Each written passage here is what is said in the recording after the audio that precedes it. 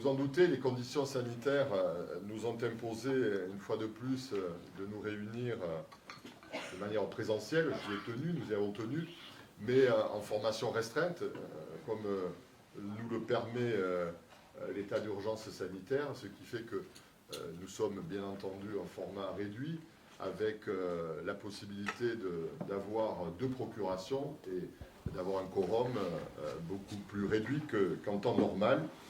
Donc c'est pour ça que, comme nous le faisons régulièrement, notre séance sera diffusée sur la page Facebook de l'agglomération, de manière à celles et ceux qui souhaitent suivre nos débats puissent le faire, puisque le public n'est pas autorisé et que la configuration de cette salle ne l'aurait pas permis de toute manière, de manière à ce que nous soyons étalés. Donc ce soir, il n'y aura pas non plus de vote électronique, le vote se fera à main levée. Donc, avant d'ouvrir la séance, quelques points sur l'actualité. L'actualité, elle est peu riche, si ce n'est les derniers événements malheureux qui se sont déroulés sur notre territoire, mais également à l'échelle du département, de la région et du pays. C'est le gel qui a frappé de nombreux agriculteurs et viticulteurs. Avant ça, donc, notre vice-président Alain Hugues a participé à une visioconférence sur le no-tourisme que la région Occitanie avait organisée.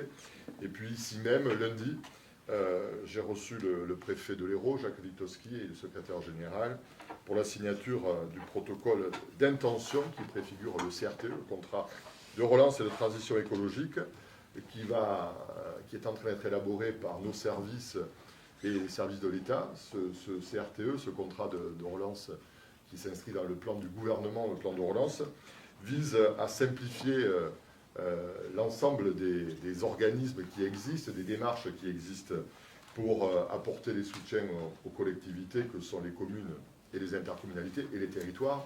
À l'échelle du département, le préfet nous indiquait que nous étions sur les 16 intercommunalités, il y aurait 10 CRTE. Certaines intercommunalités ont choisi de se regrouper. Nous signons le CRTE à l'échelle de notre agglomération. Donc, et nous avons été lundi la première intercommunalité à signer ce protocole d'intention. Les vice-présidents étaient présents pour cette séance de signature qui a été rapide, puisque c'était un protocole d'intention, mais qui nous permettra d'avoir un fléchage beaucoup plus précis des aides que nous pouvons obtenir à la fois de l'État, de la région et du département. Et aussi, eh bien, c'est un verdissement de nos actions, comme je l'ai indiqué. On n'a pas besoin d'être écologiste pour porter des messages environnementaux. Nous sommes tous des écologistes dans l'âme, de par notre politique que nous conduisons, mais nous sommes pragmatiques et réalistes. Contrairement à d'autres qui aujourd'hui veulent porter, et c'est moi qui le dis, là, je n'engage pas notre territoire, mais c'est à titre personnel que je le dis, quand on voit le comportement de certains intégristes de l'écologie qui font passer l'idéologie avant la réalité et le pragmatisme. Voilà. En tout cas, on n'a pas, à l'échelle de notre territoire, je crois, quelques élus que nous soyons, à rougir de ce que nous portons. Nous avons démontré ces dernières années, à la fois à travers notre plan, notre contrat Pays de l'Or 2030, et toutes les actions que nous conduisons visent dans le même sens. Donc aujourd'hui, territoire vertueux, c'est pas qu'un mot, mais c'est aussi une politique que nous appliquons dans tous nos actes. Et ce CRTE, ce contrat de relance et de transition écologique, eh bien, il précisera justement toutes ces actions. Voilà ce que je voulais préciser. Et puis donc, je l'évoquais tout à l'heure, le gel qui s'est abattu la semaine dernière, hein, bien sûr sur le Pays de l'Or, mais malheureusement aussi au-delà. Tout le pays a été frappé par cette vague de gelée. Alors une gelée noire, contrairement à la gelée qu'on a l'habitude de voir, qui est la gelée blanche, qui fait beaucoup moins de dégâts. Cette gelée noire, on l'a vu, on a constaté. Je suis allé sur le terrain avec notre vice-président en charge de l'agriculture, Alain Hugues. Lundi matin, le préfet, avec le président de la Chambre d'agriculture, est allé à Mudaison avec notre vice-président, maire de Mudaison, Philippe Piclément et Alain Hugues, qui nous représentaient, pour constater les dégâts. On a bien vu que les viticulteurs, alors sur le territoire, pas tous, mais une partie, on l'a vu à Saint-Onès, une partie des vignobles impactés, 30 hectares de vignobles d'un jeune viticulteur, à Mudaison des vergers, 40 hectares de prunes, des abricots, des pommes. La présidente de région sera vendredi sur le territoire pour aller constater les dégâts du gel, mais ils sont considérables à l'échelle du pays et de notre territoire. Donc bien entendu, j'ai précisé, je salue l'arrivée de la vice-présidente de la Chambre d'agriculture, je parlais justement de ce terrible gel qui a fait beaucoup de dégâts. Alors, ceux qui ont la chance d'avoir des serres ont été épargnés, bien sûr. Cette fois-ci, ce n'était pas la neige, ce n'était pas la grêle, mais quand ce n'est pas la sécheresse ou des inondations, c'est le gel. Et la Chambre de l'agriculture, à travers son président et ses élus, est mobilisée. Et nous, à côté, je l'ai indiqué à Jérôme Despé, que nous serions, dans la mesure de nos possibilités, bien entendu, aux côtés des autres collectivités qui se mobilisent pour venir en aide aux agriculteurs, aux viticulteurs fortement impactés par ce gel. Voilà, je tiens à préciser également qu'aujourd'hui, c'est le dernier conseil d'agglomération auquel participe notre directrice générale adjointe, Valentina Cosma, qui fait valoir ses droits à la mobilité, puisqu'elle nous quitte à la fin du mois. Valentina rejoint une grosse métropole, celle de Saint-Étienne. Je tiens encore à mon nom et puis les élus qu'il avait recrutés à l'époque, ceux qui ont les vice-présidents et les présidents de commission, les élus qui ont travaillé avec Valentina Cosma, la remercie du travail qu'elle a réalisé, de ce pôle qu'elle a animé aux côtés de notre directeur général Christophe Bell et du prédécesseur Michel Rouquier pour mettre en place ce pôle important qu'elle a dirigé pendant ces... Combien d'années, Valentina ? 12 ans, donc 2 sextennats. En tout cas, on ne peut que vous souhaiter bon vent, Valentina, et plein succès dans la nouvelle mission qui vous est confiée par le président de la métropole de Saint-Étienne, qui est une grosse métropole. C'est une promotion pour vous. Je sais que de là où vous serez, vous ne quitterez pas, vous continuerez à suivre d'un œil vigilant ce qui se passe ici. En accord avec, sur proposition de notre directeur général, et puis après en avoir échangé avec les vice-présidents qui relèvent aussi de ce pôle, c'est Karine Marty, que vous connaissez bien, qui était dans le pôle de Valentina Cosma, en charge des transports, des mobilités, qui donc prendra le relais, qui prendra la suite de Valentina pour cette mission. Voilà, donc merci Valentina, je crois qu'on peut l'applaudir.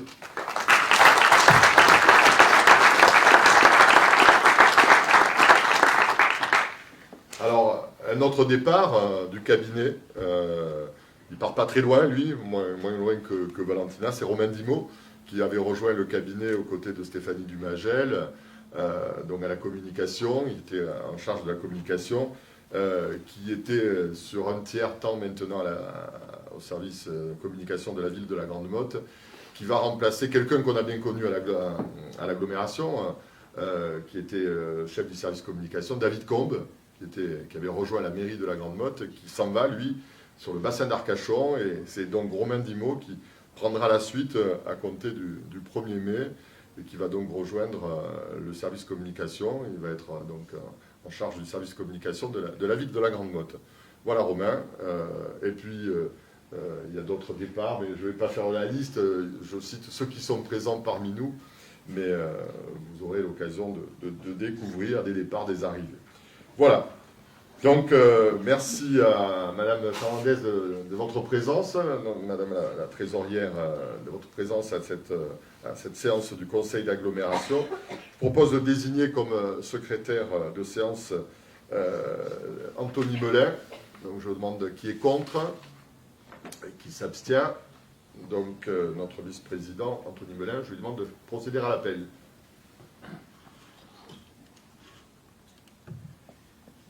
Bien, merci Monsieur le Président. Bonsoir tout le monde. Donc, Melin Anthony présent. Navarro Laurence dans le pouvoir Melin Anthony. Rossignol Stéphane. Présent. Genet Vigneault Joël. Présent. Bonnefou Brice. Présent. Berger Isabelle. Présent. Ré Bernard donne procuration à Genet Vigneault Joël. Marguerite Sonia donne pouvoir à Sophie Caudal. Frappe à Jean-Paul. Présent. Sophie Caudal. Présent. Hugo Jean-Paul donne pouvoir à Isabelle Berger. Carlier Michel. Présent. Bouisquin Monique donne pouvoir à Michel Carlier. Et Valette Didier donne pouvoir à Michel Carlier. Bourrel Yvon. Présent. Campagne Sophie. Présent. Dena France donne pouvoir à Caroline Favier. Donc Favier Caroline. Présent. Tricoire Laurent donne pouvoir à Sophie Campagne. Jolie Laurence. Présent. Radeille Laurent. Présent. Moulin Trafort Patricia. Présent. Capelletti Laurent donne pouvoir à Laurent Gély. Levaux Marie. Présent. Sauté André donne pouvoir à Marie Levaux. Eglem Sophie donne pouvoir à Laurent Pradeille. Balsamo Dominique donne pouvoir à Patricia Moulin-Trafort. Bourguet Daniel, absent. Pelletier Marianne donne pouvoir à Bertrand Coine. Coine Bertrand. Présent. Parmentier Gilles. Présent. Piclément Philippe. Présent. Prudhomme Annie. Présent. Roux Michel. Présent. Jean-Jean Christian. Présent. Onafous Anne. Présent. Gomez Jean-Louis. Présent. Martel Canac Sylvie donne pouvoir à. Martel Canac. Anne Bonafou. D'accord. Reverbel Guy donne pouvoir à Christian Jean-Jean. Arnald Sandrine. Présent. Hugues Alain. Présent. Thomas Florence. Présent. Fandos Georges donne pouvoir à Florence Thomas. Péco Martine donne pouvoir à Alain Hugues. Bouscarin Jean-Louis. Présent. Et Dubois Lambert Sandrine donne pouvoir à Jean-Louis Bouscarin. Merci, Monsieur le Vice-président. Donc, le quorum, dans les conditions sanitaires actuelles, est atteint. Nous pouvons donc délibérer. Vous le savez, notre Assemblée a souhaité pérenniser l'existence d'un conseil de développement, un CODEV. On a organisé sa composition, puisque dans le précédent conseil d'agglomération, nous avions délibéré sur la liste des normes proposées par les 8 communes de notre intercommunalité. Et nous avons donc aussi, dans le règlement, décidé d'intégrer des citoyens volontaires sélectionnés après un appel à intérêt. La commission rayonnement agriculture durable, qui est présidée par notre collègue Alain Hugues, notre vice-président, a examiné les candidatures et 16 citoyens volontaires ont été choisis pour intégrer le CODEV. Donc la proposition de la commission m'a permis d'arrêter définitivement maintenant la liste des membres du CODEV qui se réuniront dès que les conditions le permettront. Voici donc les 16 citoyens désignés par la commission. Pour la commune de Moguio-Carnon, Madame Fabienne Griffoul, Monsieur Lilian Jouve, Madame Cécile Termy. Pour la commune de Mudeson, Monsieur Patrick Gopal, Madame Claire Véron. Pour la commune de Lansargues, Monsieur Joaquim da Silva. Pour la commune de Palavas-les-Flots, Monsieur Bruno Deleille et Madame Cathy Vuillaume. Pour la commune de la Grande Motte, Monsieur Christian Pierrot, Madame Chantal Felu, Madame Hélène Ligny. Pour la commune de Valergue, Madame Mireille Fa, Madame Karine De Santo. Pour la commune de Cambiard, Madame Sylvie Garcia, Madame Carmen Abellan. Et pour la commune de Saint-Onès, Monsieur Jean-Alexis Durand. Je crois qu'on a plus que la parité, hein, Monsieur Bouscarin, au vu de la liste qui a été élaborée. Voilà. Nous, on a un problème pour Delegue. Ah, Oui, parce que c'est un employé municipal et donc je pense ah qu'il- d'accord, oui, alors donc il faudra le changer de nom. Alors. Oui, Ouais. je te dirai. On dira, voilà, il faudra préciser à Alain Hugues notre proposition. Parfait. Vous avez reçu les relevés des décisions que j'ai été amené à prendre et les délibérations du bureau communautaire. Donc je vous demande d'en prendre acte, s'il n'y a pas de questions. Vous avez reçu le procès-verbal de la séance du 25 février dernier. Je n'ai pas reçu d'observation écrite. Y a-t-il des observations orales sur ce procès-verbal? S'il n'y en a pas, on procède au vote. Qui est contre? Qui s'abstient? Il est adopté à l'unanimité. Alors avant d'entamer notre ordre du jour, je vous propose l'ajout d'un point complémentaire qui vient à la suite de mon propos introductif, qui concerne un vœu de soutien aux agriculteurs suite à l'épisode du gel du 7 avril. Y a-t-il des oppositions à la présentation de ce vœu? Y a-t-il des votes d'abstention? Il n'y en a pas. Donc, on vous l'a envoyé, le vœu, vous l'avez reçu, donc je ne le lis pas. Est-ce qu'on peut, Président, Oui. éventuellement Bourret. proposer une subvention, l'octroi d'une subvention? Bon, je l'ai fait lundi au conseil municipal. Est-ce que peut-être c'est trop tôt? On s'est rapproché de la... Vous m'entendez? On s'est rapproché de la Chambre d'agriculture pour voir avec eux Recenser le dispositif et on attend leur précision pour ce que j'ai indiqué tout à l'heure, qu'on serait aux côtés. Voilà. On sera, donc là on va voter un vœu pour demander qu'effectivement des aides soient déployées, mais effectivement, je l'ai indiqué à Jérôme Despé et aux agriculteurs qu'on a rencontrés, qu'on sera à leur côté. On est en train de recenser exactement sur le territoire les gens impactés, mais bien entendu, on leur apportera un soutien. Ça paraît évident. Voilà, on sera aux côtés. Très bien. Donc, le vœu, y a-t-il des oppositions à l'adoption de ce vœu? Des abstentions? Donc, le vœu est adopté à l'unanimité. Et je vous remercie pour les agriculteurs et Mme Marie Levaux de bien retransmettre, une fois de plus, à la Chambre d'agriculture que nous sommes et nous serons aux côtés de toutes ces victimes du gel. Reste quand même. Je voudrais préciser, donner des informations concernant la haute autorité pour la transparence de la vie publique qui m'a adressé un courrier à l'occasion du renouvellement de la gouvernance communautaire, nous informant l'ensemble des intercommunalités sur leur politique en matière de prévention des conflits d'intérêts, plus particulièrement concernant les élus représentant l'agglomération au sein d'organismes satellites. Pour prévenir toute situation de conflit d'intérêts, tout élu détenant un intérêt au sein d'un organisme de droit privé du secteur public doit s'abstenir de participer aux échanges et aux votes concernant ces structures.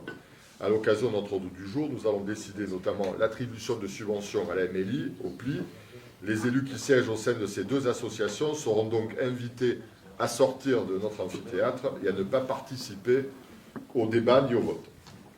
Voilà, après ces précisions, nous passons maintenant à l'ordre du jour qui comporte 22 points. Le premier concerne la commission enfance et jeunesse avec la tarification des mini-séjours et des séjours pour l'été 2021. Rapporteur, Madame Patricia Moulin-Trafort. Merci, Monsieur le Président. Alors, pour cet été, les séjours pour les enfants et adolescents seront organisés comme suit. Un séjour à la mi-juillet pour 24 adolescents à la montagne dans les Hautes-Alpes autour d'activités rivières. Un séjour fin juillet pour 24 adolescents à la campagne dans le Var autour d'activités terrestres. Un séjour fin juillet également pour 24 enfants dans le Var autour d'activités nautiques. Un séjour fin juillet pour 24 enfants à la montagne également dans les Hautes-Alpes autour d'activités vertes, trappeurs montagne. Et un séjour mi-août pour 24 enfants à la montagne dans l'Ariège autour d'activités nature. 2 mini-séjours enfants et adolescents sont également prévus en juillet et en août pour 16 enfants à Palavas-les-Flots et l'Olivret juste dans le jardin des Cigales, à Valergue et un mini-séjour ado itinérant à vélo. Le conseil d'agglomération est donc invité à valider les tarifs des séjours et des mini-séjours pour l'été 2021 et à autoriser le président ou le vice-président délégué à signer toutes pièces à intervenir dans cette affaire. Merci Madame Moulin-Trafort. Donc bien entendu, ces séjours seront organisés en fonction de l'état sanitaire du pays. S'il s'avérait que malheureusement les conditions ne le permettent pas, ils seraient annulés. Voilà, je propose donc d'adopter ces tarifs. Qui est contre? Qui s'abstient? Adopté à l'unanimité. Rapport suivant, c'est la modification du transfert de charges pour les ALP de Moguio-Carnon et la création de nouvelles ALP sur le code des Garrigues. Rapporteur, M. Jean-Louis Bouscarin. Alors, la commune de Moguio-Carnon a réalisé auprès des parents d'élèves une enquête sur les besoins d'accueil et la nécessité d'adapter les horaires des accueils de loisirs périscolaires. Il ressort des données recueillies un besoin de prolonger l'accueil du soir jusqu'à 18h30, soit une demi-heure supplémentaire. Le coût de cette nouvelle organisation a été évalué pour une année scolaire complète à 23 220 €. Par ailleurs, il est prévu une ouverture d'accueil de loisirs périscolaires sur l'école du lieu-dit Les Garrigues. Le coût a été évalué pour une année scolaire complète à 40 058 €. Les transferts de charges inhérents feront l'objet d'un rapport présenté ultérieurement à la CLEC. Le conseil d'administration est invité à valider les modifications du périmètre de compétences comme suit: ouverture d'un accueil de loisirs périscolaires sur l'école des Garrigues à Mauguio, élargissement des horaires d'ALP sur l'ensemble de la commune de Mauguio-Carnon, autoriser le président ou le vice-président délégué à signer l'arrêté d'ouverture ainsi que toute pièce à intervenir dans cette affaire. Merci, Monsieur le Vice-président. Donc, je vous invite à adopter cette délibération. Qui est contre? Qui s'abstient? Adopté l'unanimité. Nous passons à la commission eau espace naturel avec un premier rapport concernant l'avenant numéro 2 au contrat d'affermage. Le rapporteur, Monsieur le Vice-président, Christian Jean-Jean. Merci, Monsieur le Président. Avenant numéro 2 contrat d'affermage. Les deux contrats d'affermage en vigueur sur l'agglomération pour la distribution d'eau potable, l'un passé avec la SOR et l'autre avec Veolia, intègre le déploiement de la télérelève sur l'ensemble des compteurs d'eau potable. La SOR a souhaité changer de technologie et de télérelève en passant à un matériel de deuxième génération plus fiable en matière de transmission de données. Le délégataire a apporté des informations indiquant l'innocuité de cet équipement au regard des émissions radioélectriques. Le projet d'avenant numéro 2 au contrat d'affermage a pour objet d'intégrer les conséquences contractuelles de ce changement de matériel, notamment le fait qu'il constitue un bien de retour en faveur de la collectivité au terme du contrat. Le conseil d'agglomération est donc invité à approuver le projet d'avenant numéro 2 au contrat de délégation du service public d'eau potable passé avec la SOR et d'autoriser le président ou le vice-président délégué à signer l'avenant numéro 2 ainsi que toute pièce à intervenir dans cette affaire. Merci, Monsieur le Vice-président. Je vous invite à adopter cette délibération. Qui est contre? Qui s'abstient? Adopté à l'unanimité. Rapport suivant. Ça concerne la ZAC de la Fonde de Mauguio et la convention de financement des réseaux en domaine public et détermination du montant de la FAC. Rapporteur, Madame Marie Levaux. Oui, donc en effet, il s'agit d'un raccordement d'eau et d'assainissement sur la ZAC, la zone d'action concertée de la Fonde de Mauguio. La commune a engagé à l'est de la zone urbaine existante la mise en œuvre d'une opération d'aménagement sous la forme d'une zone d'aménagement concerté. Les travaux sur les réseaux hors ZAC seront réalisés sous maîtrise d'ouvrage de l'agglomération et seront portés à la charge de l'aménageur par le biais d'une convention de financement d'un montant de 283 900 € hors taxe. Il convient par ailleurs de définir le montant de la participation financière à l'assainissement collectif qui sera mis à la charge des futurs propriétaires. Donc là, il y a un savant calcul et il en résulte que chaque propriétaire aura 594,82 € à régler par logement. Les détails sont dans les annexes et dans le rapport. Le conseil d'agglomération est invité à approuver le projet de convention préparatoire à la réalisation, au financement et à la prise en charge des travaux sur les réseaux d'eau potable et d'eau usée des tranches 3 et 4 de la ZAC de la Fonde. Déterminer un montant de la participation. Attendez. À la FAC, hein. Oui, c'est ça. Attendez, je veux dire, c'est la participation financière à cet assainissement collectif de 594,82 € par logement sur l'opération de la ZAC de la Fonde, tranches 3 et 4, par application de l'article L 1331-7 du Code de la santé publique. Et d'autoriser le président ou le vice-président délégué à signer toute pièce à intervenir dans cette affaire. Merci, Madame Levaux. Donc, je vous invite à voter cette délibération. Qui est contre? Qui s'abstient? Une abstention. Donc, adopté, moins une abstention. Rapport suivant, c'est une convention avec les voies navigables de France sur Carnon dans le cadre d'une convention d'occupation temporaire. Rapporteur, Madame Florence Thomas. Le renforcement de l'interconnexion en eau potable entre Palavas-les-Flots et Carnon est en cours. Le réseau sera implanté en grande partie sur des terrains appartenant le long du Rhône à 7. Définir les modalités d'occupation à travers une convention d'occupation temporaire du domaine pluvial, dont les modalités sont les suivantes. L'autorisation porte sur la pose en domaine public fluvial de canalisation en fonte. Elle est consentie pour une durée de 18 ans et comprend une redevance annuelle de 33,82 € à charge de l'agglomération. Le conseil d'agglomération est donc invité à autoriser le président ou le vice-président délégué à signer la convention d'occupation temporaire du domaine public fluvial de BNF, ainsi que toute pièce à intervenir dans cette affaire. Merci Madame Thomas. Je vous invite à voter. Qui est contre? Qui s'abstient? Adopté à l'unanimité. Nous passons maintenant à la commission attractivité économique avec le rapport concernant, dans le cadre du plan de relance Covid-19, la prolongation pour le mois d'avril et le réabondement au fonds local proposé par la région Occitanie. Rapporteur, Monsieur le Vice-président Yvon Bourrel. Merci, Monsieur le Président.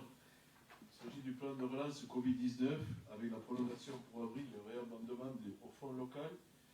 Le fonds local est entré en vigueur en juin 2020, doté d'une enveloppe de près de 80 millions d'euros, financé à hauteur de 19,3 millions d'euros par la région, 17,8 millions par la Banque des territoires et par la participation des départements et des EPCI, à hauteur de 3 € par habitant en moyenne.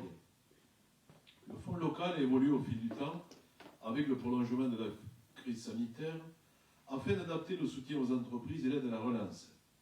Les critères d'éligibilité ont été élargis et l'allongement de la durée du dispositif a été proposé avec un prolongement par tacite reconduction tous les 3 mois à compter du mois de novembre 2020. Le dispositif actuel est arrivé à échéance le 31 janvier dernier. Il comporte un volet numéro 1 sur les avances remboursables, un volet numéro 2 sur les subventions d'investissement et un troisième volet pour les aides au loyer. En juin 2020, l'Assemblée a apporté une participation financière au fonds local d'un montant de 135 000 €, successivement réabondé jusqu'en février dernier.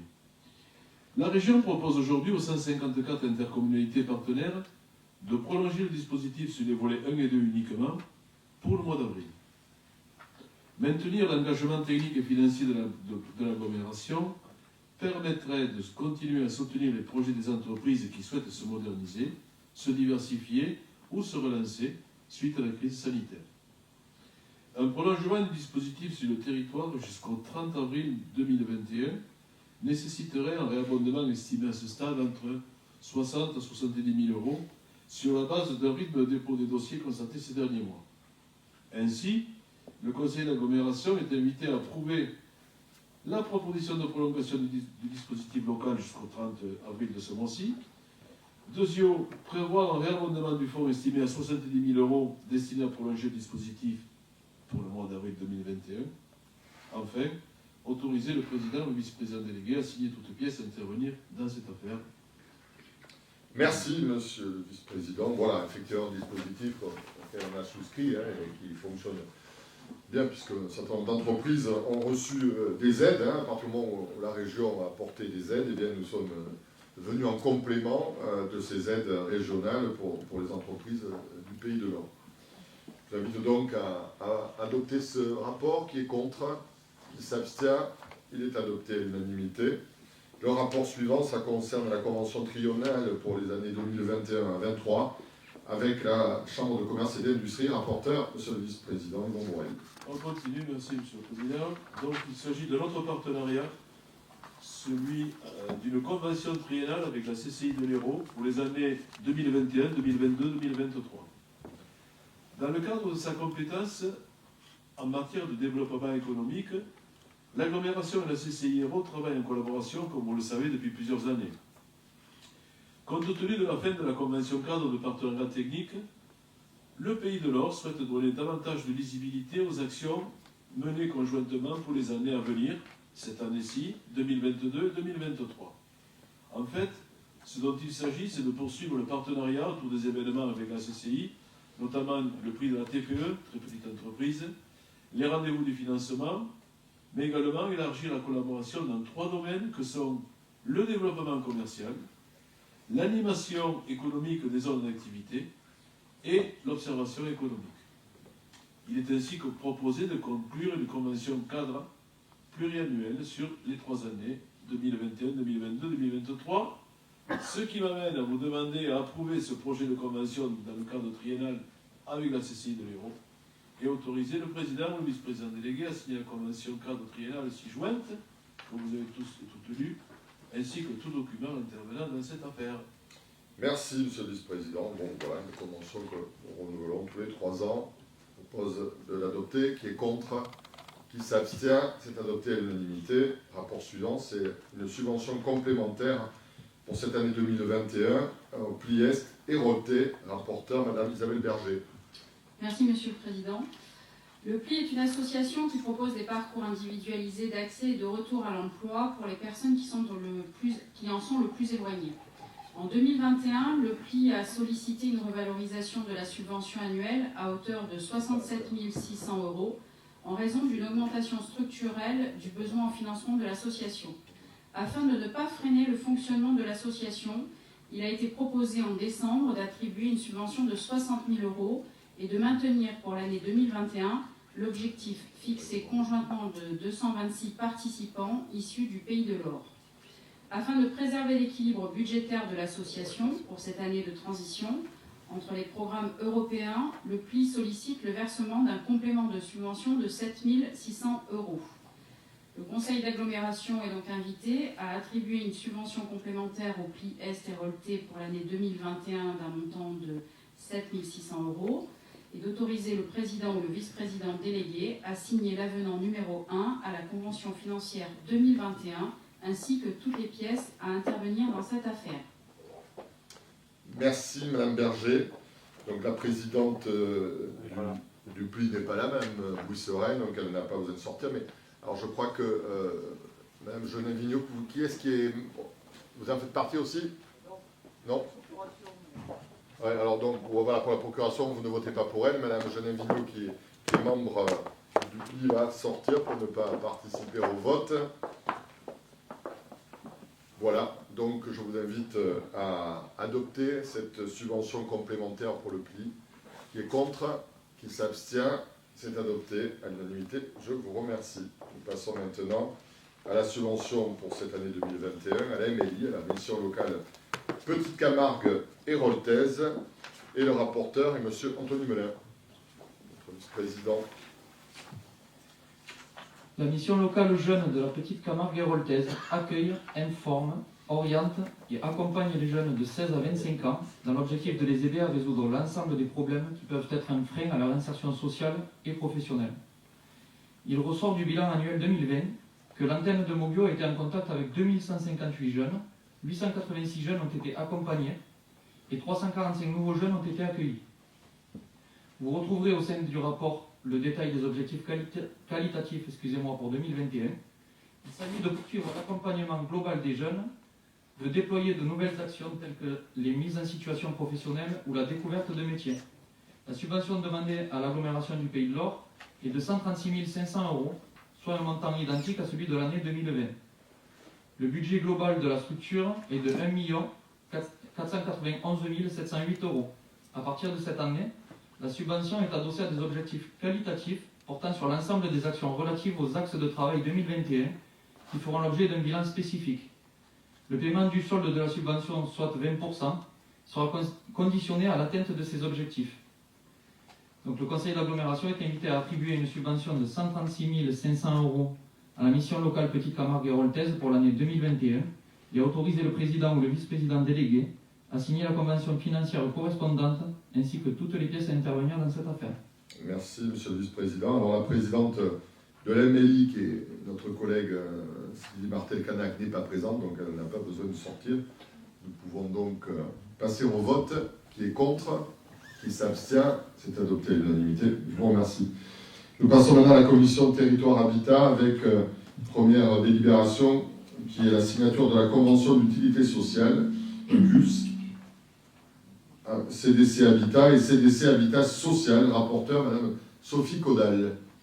Merci, Monsieur le Président. Une série de dispositions législatives ont mis en place les CUS, conventions d'utilité publique. Ces conventions sont établies pour une période de 6 ans, renouvelable entre un organisme HLM, l'État et le PCI, s'il le souhaite, et ont pour objectif de définir pour chaque bailleur social une politique de gestion commune. Par courrier en date du 15 juillet dernier, le bailleur social CDC Habitat, implanté sur notre territoire, uniquement sur la commune de Palavas-les-Flots, avec 160 logements sociaux sur les 331 existants, nous propose d'être signataire de sa CUS 2020-2025. Dans le cadre de sa politique sociale de l'habitat, et plus particulièrement de la mise en place récente de la conférence intercommunale du logement, l'agglomération a tout intérêt à être partie prenante de ces conventions. L'enjeu principal sera de suivre sur le plan de mise en vente des logements, action facilitée par le décret d'application du 26 juillet 2019, qui rend la présence de ce plan obligatoire dans les CUS. Les ventes doivent permettre aux bailleurs d'autofinancer leur investissement, mais réduiront encore le nombre de logements sociaux sur notre territoire déjà très carencé. Le conseil d'agglomération est invité à autoriser le président ou le vice-président délégué à signer la convention d'utilité sociale du bailleur social CDC Habitat et CDC Habitat Social. Merci Mme Caudal. Je vous invite donc à adopter cette convention. Qui est contre, qui s'abstient, avec les pouvoirs des 3 abstentions. Rapport suivant, c'est le programme local de l'habitat 2016-2022 et son bilan triennal. Rapporteur, monsieur le vice-président Philippe Piclément. Merci Monsieur le Président. En 2016, l'agglomération a adopté son premier programme local de l'habitat. La loi impose un suivi régulier de ce dernier, et notamment la réalisation d'un bilan triennal qui sera communiqué pour avis aux représentants de l'État et au comité régional de l'habitat. Cette évaluation a vocation à s'interroger sur les effets induits des actions engagées et à réorienter en cas de besoin la stratégie de la politique de l'habitat. Ainsi, à l'issue de ces 3 ans de fonctionnement, le bilan du PLH peut se décliner de la manière suivante. Un bilan quantitatif, avec une production de logements en deçà des objectifs fixés. Un bilan qualitatif sur 19 sous-actions engagées, 7 sont à poursuivre, 10 sont à renforcer et 2 n'ont pas été réalisées. Pour la deuxième période triennale du PLH, les perspectives suivantes sont présentées. Premièrement, mise en place d'un observatoire du foncier et actualisation du DIAC foncier déjà réalisé afin de se doter d'une véritable stratégie foncière. Poursuite de l'accompagnement des communes dans la révision de leur flux afin de l'adapter aux obligations du PLH et de prendre en considération les objectifs du SCOT 2019-2033. Soutien à la production de logements locatifs, social, en privilégiant les réinvestissements urbains et le logement social privé. Poursuite de la production de logements en accession abordable pour la mise en œuvre d'un organisme foncier solidaire et l'utilisation d'un bail réel solidaire. Améliorer la communication autour du programme d'intérêt général pour la réhabilitation de l'habitat ancien, notamment auprès des propriétaires bailleurs. Et enfin, réfléchir à toutes les solutions permettant de loger les saisonniers et les étudiants. Le bilan triennal détaillé est annexé au présent rapport. Le conseil d'agglomération est invité à valider le présent bilan triennal, autoriser le président à communiquer pour avis le bilan triennal du PLH 2016-2022 aux représentants de l'État et au comité régional de l'habitat et de l'hébergement, conformément au Code de la construction et de l'habitat. Merci, monsieur le vice-président. Donc, je vous invite à adopter ce bilan qui est... Oui, monsieur Parmentier, je vous en prie.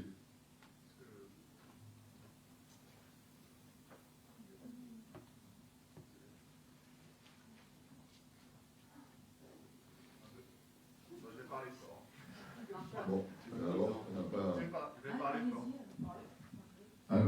Très bien, merci. C'est un peu compliqué la technique aujourd'hui. Merci Monsieur le Président. Alors, premièrement sur la forme, j'ai eu du mal à comprendre sur quelle période en fait le bilan était réalisé, parce que c'est marqué donc, que c'est un bilan triennal sur 3 ans, mais tout le long du document, on a la période 2016-2021. Et si c'était sur la période 2016-2018 ou 2016-2019, je ne comprends pas pourquoi il est présenté seulement maintenant. Donc là-dessus, j'aimerais quand même avoir des éclaircissements, s'il vous plaît. Et après, je ferai quand même une remarque plus générale sur la politique de l'habitat. Moi, je considère que à l'heure où la protection de l'environnement est à la mode, notre collectivité et nos communes devraient s'en servir pour se protéger d'une bétonisation à outrance qui peut parfois être imposée par le préfet. Mais est-ce que sur notre territoire, où le littoral est déjà fortement urbanisé et où les risques, après, plus dans les terres, où nous sommes dans un bassin versant de rivière Sévenol, il y a des risques d'inondation et nous sommes en zone marécageuse, est-ce qu'il est nécessaire, est-ce qu'il est bon d'urbaniser ces territoires?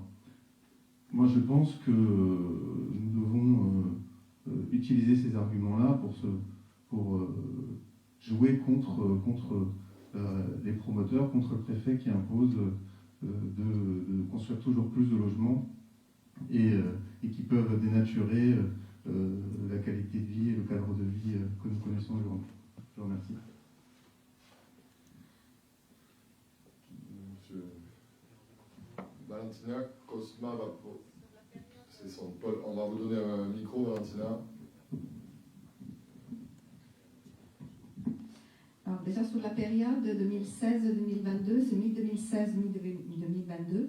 Donc nous avons les données un an après. Donc ça veut dire que la période triennale, nous avions les données en 2019, donc 2020, donc fin 2019-2020. Nous avions finalisé le bilan effectivement à la fin 2020, mais la période sanitaire ne nous a pas permis de réunir les élus pour leur présenter.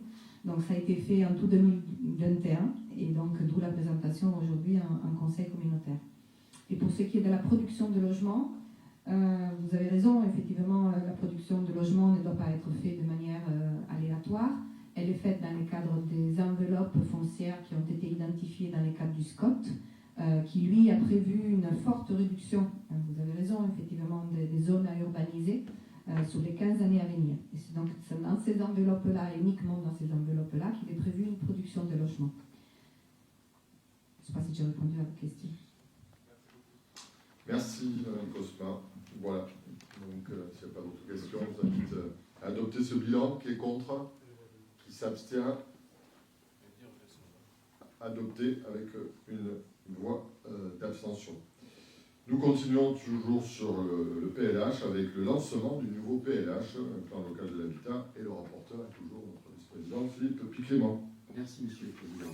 En 2016, l'agglomération a approuvé son premier programme local de l'habitat, valable pour 6 ans. Ce document de programmation est donc valide jusqu'en juin 2022.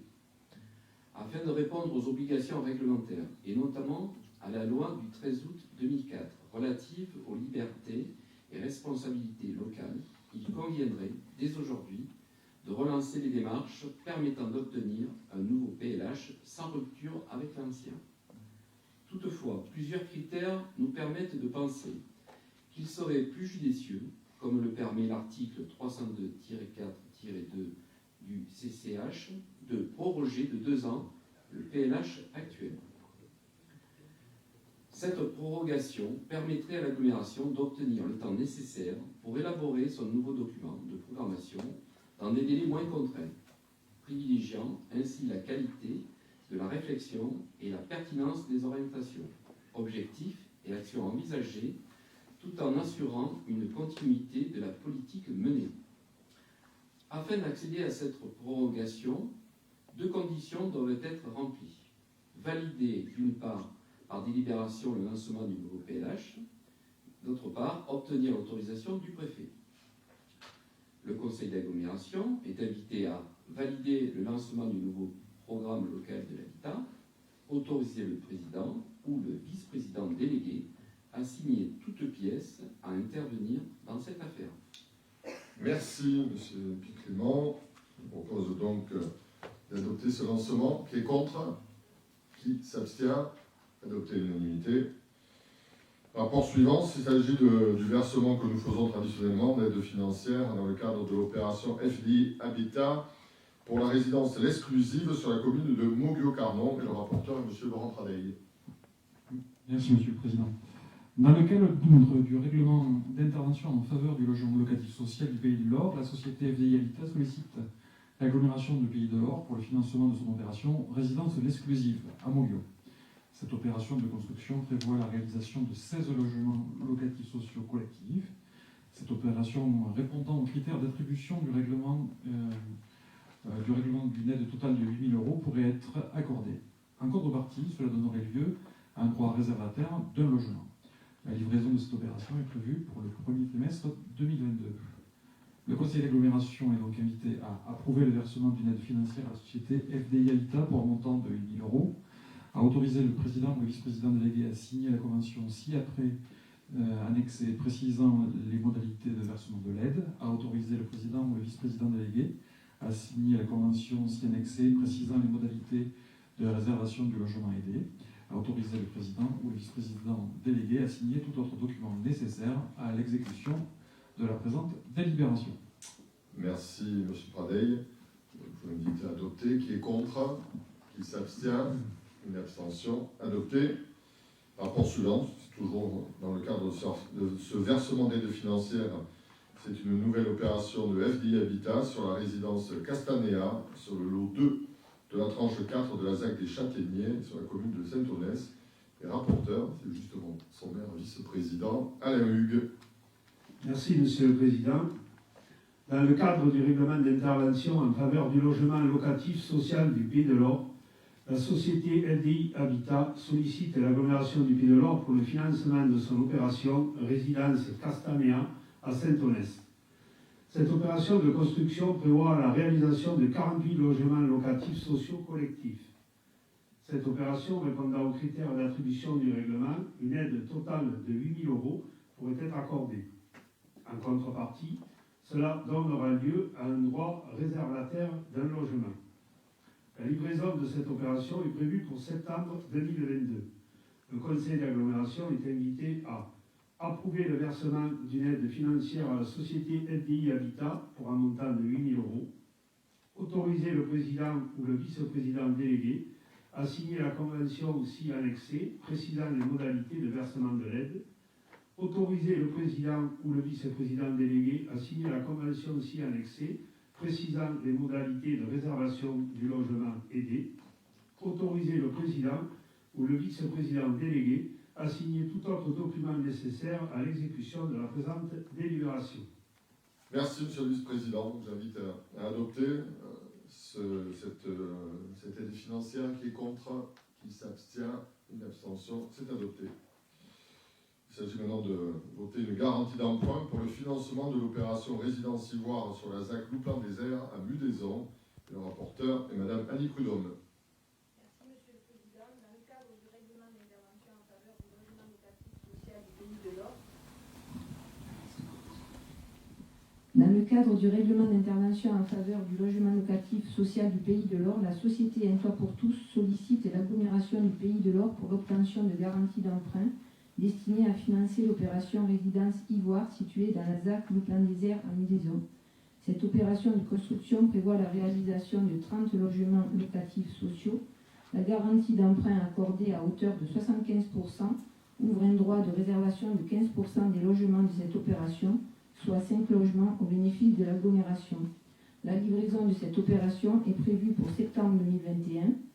Le conseil d'agglomération est invité à accorder sa garantie à hauteur de 75%, représentant un montant de 2 600 615,25 € pour le remboursement du prêt numéro 112 956 d'un montant de 3 467 487 €, souscrit par Un Toit pour tous auprès de la Caisse des dépôts et consignations, dont le contrat est joint en annexe de la présente délibération.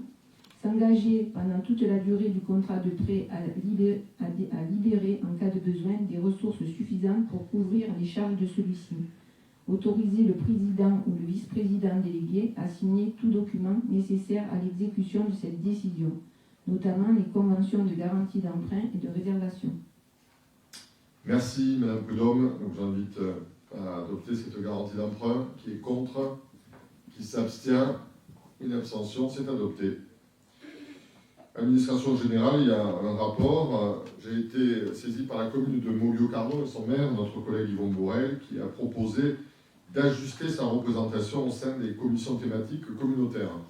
Yvon Borel m'a fait part de la création de la direction de la sécurité et de la tranquillité publique au sein des services municipaux, et afin d'assurer une meilleure transversalité avec les dossiers communautaires, il est proposé de faire évoluer la représentativité au sein des commissions thématiques suivantes. M. Laurent Tricoire pourrait remplacer M. André Sauté au sein de la commission déchets et valorisation, et M. André Sauté pourrait remplacer M. Tricoire au sein de la commission eau et espaces naturels. Cette proposition est tout à fait conforme à l'esprit du pacte de gouvernance qui engage notre intercommunalité à bâtir des instances de décision partagées. Je vous invite donc à approuver l'évolution de la représentativité au sein des commissions déchets et valorisation et de la commission des eaux et espaces naturels. Voilà, qui est contre, qui s'abstient, c'est adopté à l'unanimité et je vous en remercie. Nous passons maintenant à la commission ressources avec un premier rapport qui concerne la participation au fonctionnement du syndicat mixte Aérotransport pour l'année 2021 et le rapporteur, notre vice-président, M. Jean-Louis Gomez. Merci, Monsieur le Président. L'agglomération est membre du syndicat mixte Aérotransport, assurant la compétence en matière de transport interurbain ainsi que de transport scolaire. Pour l'exercice 2021, le montant de la contribution des Pays de l'Or au fonctionnement du syndicat mixte s'élève à 170 770 €, hors taxe à 168 770.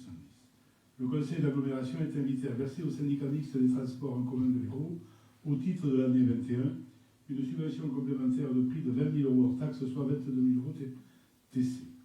Verser au syndicat mixte des transports en commun de l'Hérault, au titre de l'année 21, une subvention d'équilibre de 148 770 € hors taxe, non assujettie à la TVA, et d'autoriser le président ou le vice-président délégué à signer toute pièce à intervenir dans cette affaire. Merci. Merci, Monsieur le Vice-président. Donc, je vous invite à adopter cette participation annuelle à Aérotransport. Qui est contre, qui s'abstient, c'est adopté à l'unanimité. Un rapport suivant, il s'agit de la fixation des taux 2021 de la CFE des impôts ménages. Rapporteur, Madame la Vice-présidente Sophie Crampagne. Merci, Monsieur le Président. L'agglomération va fixer pour l'année 2021 le taux de cotisation foncière des entreprises ainsi que les taux de fiscalité sur les ménages, taxes foncières sur les propriétés bâties et taxes foncières sur les propriétés non bâties. Pour 2021, conformément aux hypothèses évoquées lors du débat d'orientation budgétaire et reprises dans le budget primitif 2021, il est proposé de ne pas faire évoluer les taux de fiscalité en 2021. Le conseil d'agglomération est invité à fixer les taux de fiscalité 2021 comme évoqué ci-dessous. Cotisation foncière des entreprises 36,50 %, taxe foncière sur les propriétés bâties 2,54 %, taxe foncière sur les propriétés non bâties 17,96 % et autoriser le président ou son représentant à signer tout document nécessaire à l'exécution de la présente délibération. Merci Madame la Vice-présidente. Donc les taux n'évoluent pas, vous le voyez. J'invite donc à les adopter. Qui est contre? Qui s'abstient? Une abstention, c'est adopté. Nous continuons sur les taux, et là il s'agit du taux de la taxe d'enlèvement des ordures ménagères pour avoir une fixation pour l'année 2021 et le rapporteur, monsieur le vice-président Michel Carlier. Merci Monsieur le Président. Le budget du service de collecte et d'élimination des déchets ménagers et assimilés s'équilibre avec la taxe d'enlèvement des ordures ménagères, TEOM. Le taux 2020 est de 9%. Conformément aux orientations budgétaires, il est proposé de maintenir le taux de TOM à 9% pour l'année 2021. Le conseil d'agglomération est invité à fixer à 9% le taux de taxe d'enlèvement des ordures ménagères pour l'année 2021.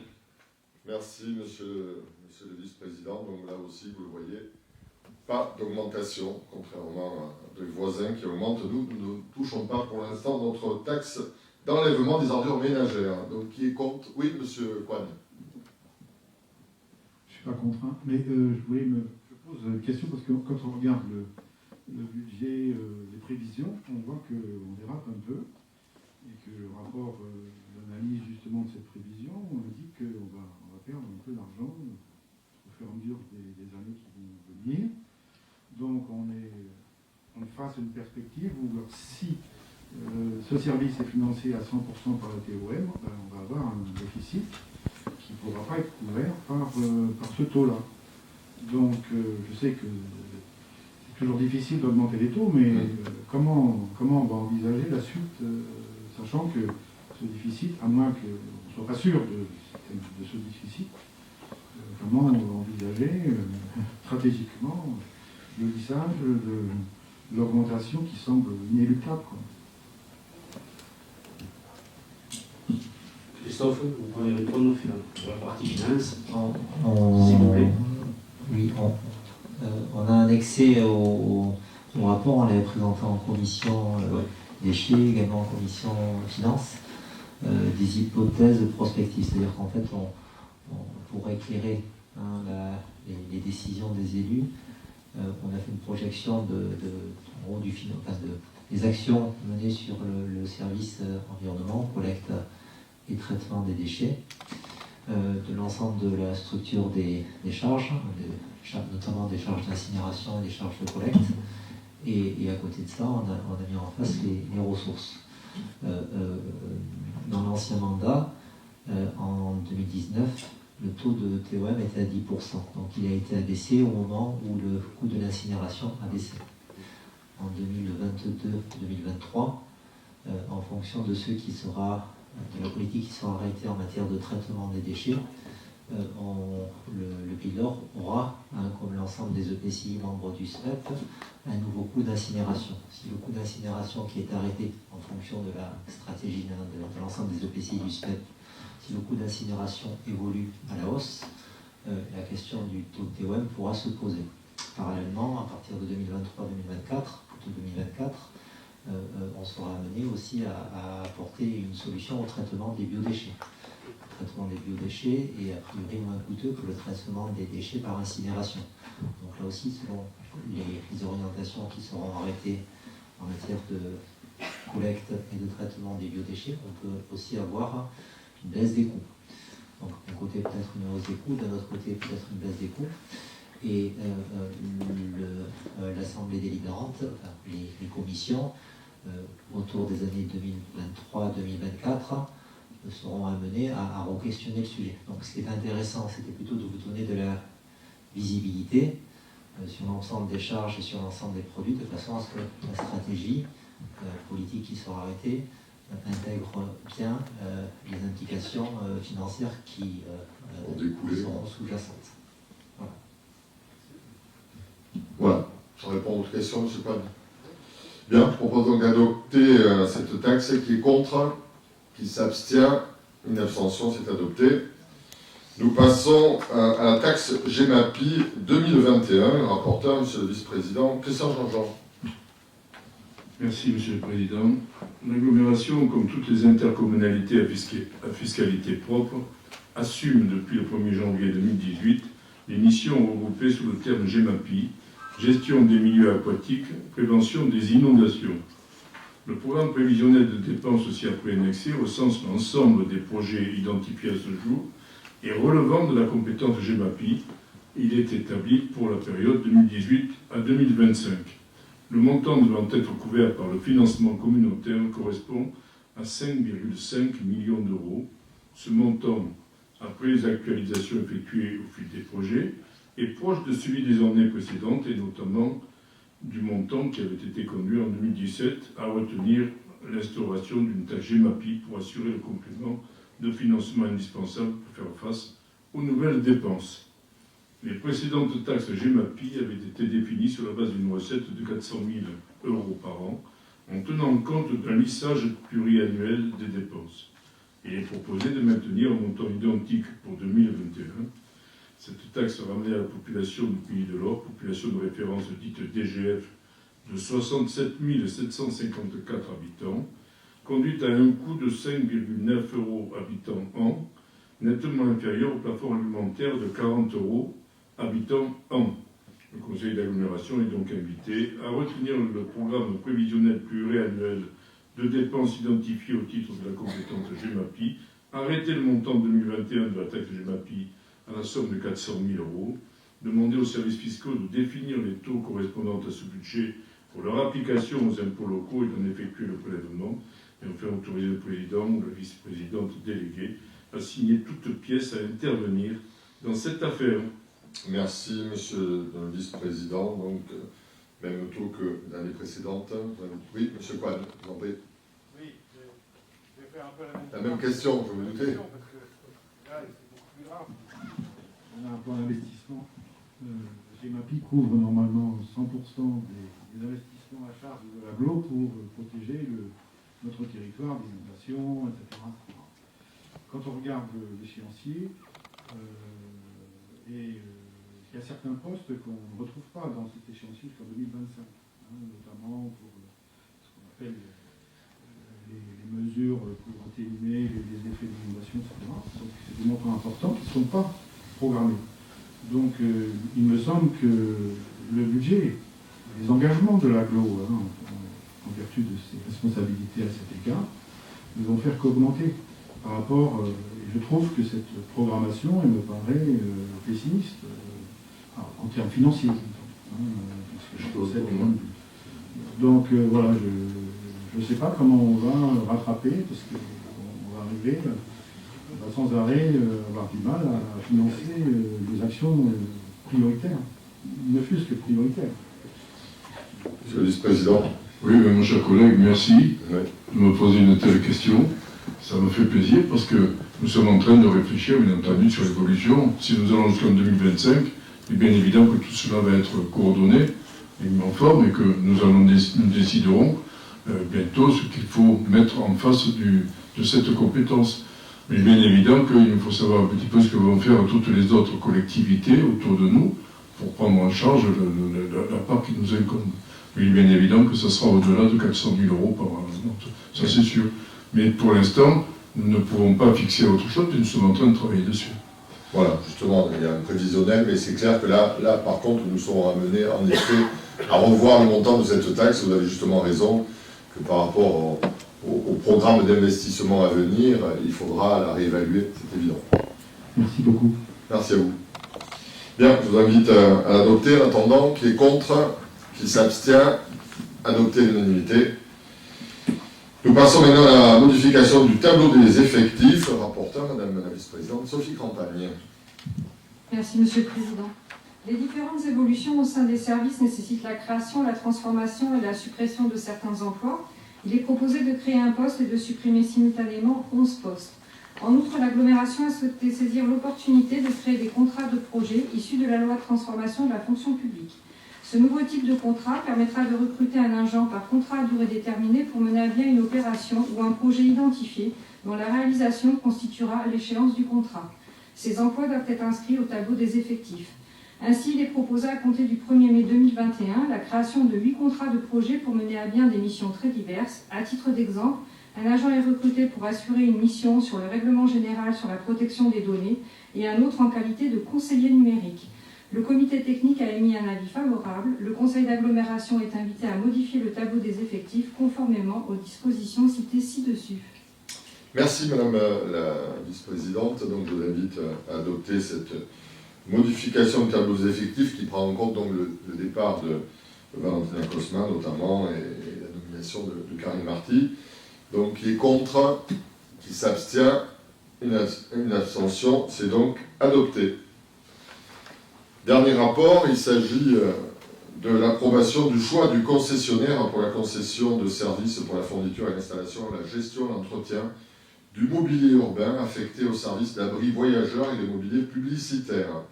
Alors, on vous a adressé il y a quelques jours de cela le compte rendu de ce choix. Depuis 2018, l'agglomération dispose de la compétence installation, maintenance, entretien des abris voyageurs affectés au service public des transports urbains. Afin de rendre plus attractifs et uniformiser les réseaux de transport du territoire, il est nécessaire de développer le nombre, d'améliorer la qualité des abris voyageurs dont la fonction sera de procurer un meilleur confort aux voyageurs. En juillet 2020, notre Assemblée a approuvé le principe du recours à une concession de service pour l'installation et l'exploitation d'abris voyageurs et de mobilier publicitaire, et cela jusqu'au 31 décembre 2033. Pour mémoire, les abris sont en phase initiale au nombre de 54, et les abris de Palavas, 21, intégreront le contrat en 2027. Les mobiliers publicitaires également objets de la concession sont actuellement au nombre de 16. Une procédure de consultation a été engagée en vue d'attribuer le contrat de concession. Cette procédure a été conduite jusqu'à son terme et après remise de l'offre finale du candidat en lice, notre Assemblée est appelée à délibérer sur le choix du concessionnaire. 3 sociétés ont déposé une offre. La société Philippe Védio Publicité, Jean-Claude Decaux France, Mediafiche. La commission de délégation de services publics compétente en la matière a conclu que les offres remises par la société Jean-Claude Decaux France et Mediafiche ne répondaient pas aux prescriptions minimales demandées. Elles n'ont donc pas été admises à poursuivre la procédure. Une phase de négociation a été organisée avec la société Philippe Védio Publicité qui a permis l'élaboration de son offre finale. À l'issue de l'analyse des offres, dont vous retrouverez les détails dans les notes jointes, il ressort que l'offre de la société Philippe Védio Publicité est bien aboutie.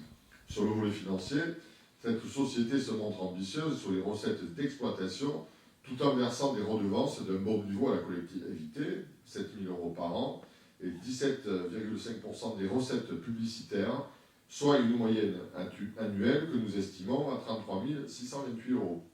Sur le volet technique, les propositions d'abri et de mobilier publicitaire du candidat sont très qualitatifs dans leur volume de déploiement autant que techniquement. En définitive, il en résulte que l'offre remise par la société Philippe Védio Publicité présente un très bon avantage économique global pour notre collectivité et de bonnes garanties en matière d'exploitation du réseau. Notre conseil est donc invité à approuver le choix de la société Philippe Védio Publicité comme concessionnaire de services pour la fourniture, l'installation, la gestion et l'entretien immobilier urbain affecté au service d'abri voyageurs et de mobilier publicitaire, du fait qu'elle a présenté la meilleure offre au regard de l'avantage économique global pour l'autorité concédante. D'approuver le projet de convention de concession de services à conclure avec cette société, d'autoriser le président, le vice-président délégué à signer la convention à intervenir et de procéder aux mesures de publicité requises, et enfin de me charger de prendre toutes les dispositions et de signer tous les actes nécessaires à la bonne exécution de cette délibération. Voilà, mes chers collègues, donc je vous invite à adopter cette proposition. Qui est contre, qui s'abstient, une abstention, c'est donc adopté et je vous en remercie. Voilà, donc le vœu, je vais lire quand même, je le cherchais pas, il était au fond de mes rapports. Donc le vœu de soutien aux agriculteurs sinistrés par le gel du 7 avril 2021. Dans la nuit du 7 au 8 avril, dans le département de l'Hérault, comme ailleurs en France, les cultures, notamment les vignes, ont été ravagées par d'intenses gelées jusqu'à moins 12 degrés. Dans la majeure partie du département de l'Hérault, le sinistre a touché 80% des surfaces agricoles, voire plus. Aucune exploitation n'a été épargnée. Il est certain qu'un tel événement climatique aura des conséquences économiques, sociales et environnementales importantes pour toute l'économie agricole sur le territoire national. En effet, une large partie des terres agricoles et arboricoles, et notamment les 84 900 hectares de vignobles, subiront les conséquences induites du gel dans des proportions très importantes. Aujourd'hui, c'est un très grand nombre d'agriculteurs, de vignerons, qui ne pourront pas faire face ni à leurs besoins en trésorerie, ni à leurs frais d'exploitation nécessaires à la pérennité des cultures, ni aux échéances bancaires, ni au paiement de leurs charges sociales et foncières, et ni au remboursement de certains dispositifs. Pour mémoire, l'agriculture est le deuxième PIB de l'Hérault avec 809 millions d'euros, dont 80% provient de la viticulture. Cette économie départementale concerne 7 547 chefs d'exploitation et plus de 15 400 emplois salariés. Au regard des sommes engagées dans le cadre du plan de relance consacré aux autres secteurs économiques et qui était nécessaire, le gouvernement pourrait engager un plan au profit des agriculteurs sinistrés. Notre conseil d'agglomération pourrait donc délibérer, comme plusieurs autres collectivités, sur un vœu de soutien et solliciter du Premier ministre et du ministre de l'Agriculture la mise en place d'un plan de sauvetage spécifique. Notre conseil est donc invité à demander au gouvernement la mise en place d'un véritable plan de sauvetage de l'agriculture. Donc voilà, je vous demande d'adopter ce vœu. Et contre, il s'abstient. Merci de l'unanimité pour ce vœu. Voilà, l'ordre du jour est atteint. Le prochain conseil est programmé le 24 juin. Donc ce sera entre les deux tours d'échéances qui ont été fixées définitivement, vous le savez maintenant, les échéances départementales et régionales au dimanche 20 et 27 juin. Donc le 24 juin, nous retrouverons ici, j'espère, en assemblée plénière où tous les élus pourront participer, que nous aurons des jours meilleurs, nous pourrons retrouver les activités qui nous manquent beaucoup, celles des restaurants, des bars, des salles de spectacle et de culture. Mes chers collègues, bonne soirée, prenez soin de vous.